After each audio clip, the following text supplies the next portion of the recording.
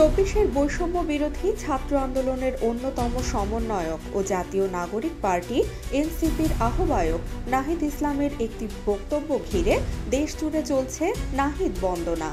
কি এমন বললেন নাহিদ যার ফলে এত প্রশংসা কুড়াচ্ছেন তিনি? সম্প্রতি নাহিদ ইসলাম তার এক ফেসবুক পোস্টে বলেছেন, তার দল ইসলাম বিদ্বেষ ও সাম্প্রদায়িকতার বিরোধিতা করে, ধর্মীয় উগ্রতা বা চরমপন্থাকে সমর্থন করে না। এনসিপি সেকুলারিস্ট বা ধর্মতান্ত্রিক কোনো মতবাদকেই আদর্শ হিসেবে বিবেচনা করে না। এনসিপি জাতি, ধর্ম বা গোত্রভিত্তিক পরিচয়ের পরিবর্তে সভ্যতাগত জাতীয় পরিচয় ধারণ করে।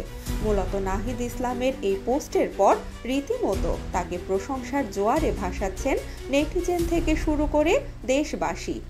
এনসিপি নেতার এই বক্তব্য যেন পুরো বাংলাদেশেরই প্রতিচ্ছবি।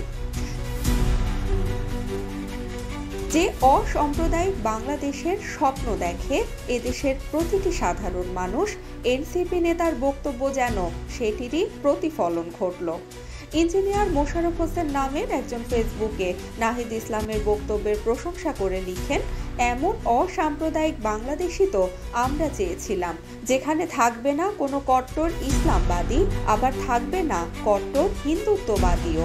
সকল ধর্ম বর্ণ নির্বিশেষে আমাদের পরিচয় একটাই, আমরা বাংলাদেশি। ধন্যবাদ নাহিদ ইসলাম। অসাম্প্রদায়িক বাংলাদেশ বিনির্মাণে এগিয়ে চলুন।